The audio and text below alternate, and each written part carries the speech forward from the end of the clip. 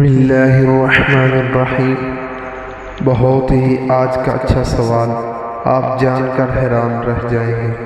قرض اور پریشانی سے نجات کے لیے نبی کریم صلی اللہ علیہ وآلہ وسلم کی بتلائی ہوئی مسنون دعائیں۔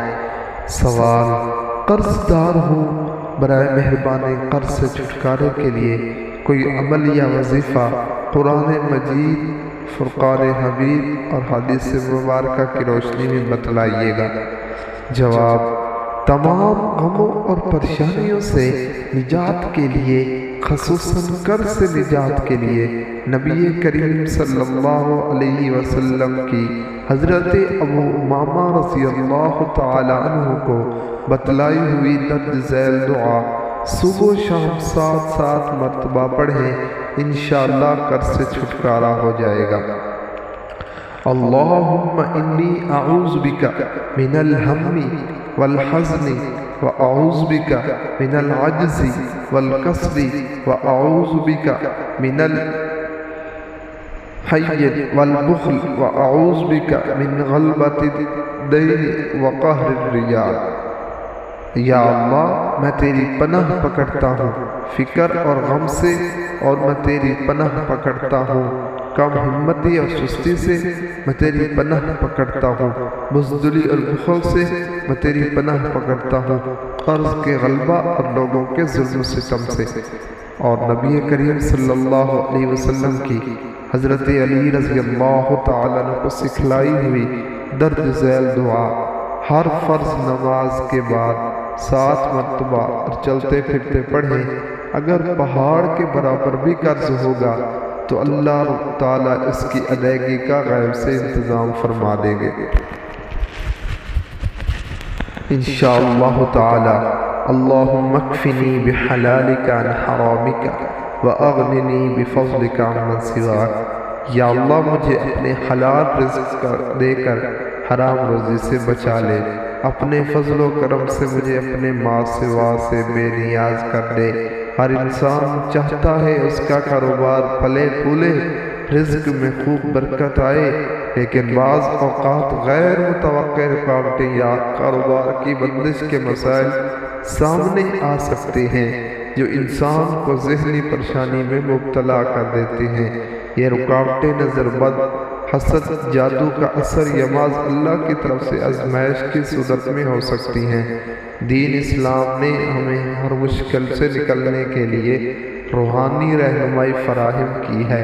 خاص طور پر قرآن حدیث میں ایسی کئی مؤثر دعائیں اور وظائف موجود ہیں جو رزق میں برکت لانے، کاروبار رکاوٹوں کو دور کرنے میں معاون ثابت ہو سکتے ہیں۔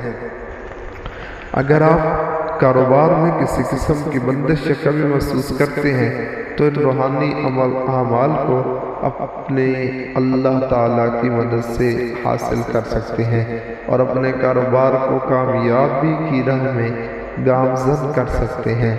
ہم اس مضمون میں آپ کو کاروبار کی بندش، رزق میں برکت، کاروبار کی کامیابی کے لیے وظیفہ، رزق میں اضافہ کا وظیفہ، کاروباری رکاوٹوں کا حل، اسلامی دعائیں، کاروبار کے لیے نظر بد سے کاروبار کا بچاؤ، کاروبار میں ترقی کی دعا، جادو سے کاروبار کی حفاظت، کاروبار کے لیے قرآنی آیات، رزق کی تنگی کا علاج، قرآن وظائف، اسلامی وظائف، نظر بد کا علاج، اللہ پر بھروسہ، نماز کی اہمیت، صدقہ کی فضیلت، حرام سے بچنا، سورۃ الفلق، سورۃ الناس، آیت کریمہ، دعائے یونس، سورۃ الواقعہ، یا رزاق یا فتاح۔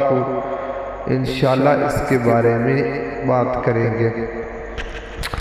کاروباری رکاوٹوں کا روحانی ادراک اور اسلامی حل۔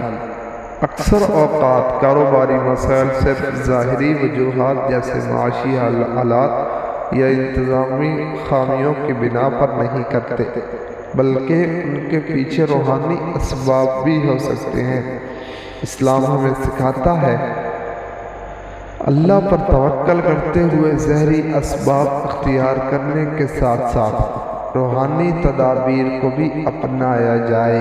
کاروباری مشکلات کا حل کے لیے قرآنی آیات اور نبوی دعاؤں میں بڑی شفا ہے، تاثیر ہے۔ یہ اعمال نہ صرف کاروباری میں برکت لاتے ہیں بلکہ انسان کو قلبی سکون اور اللہ پر مزید اعتماد بھی عطا کرتے ہیں۔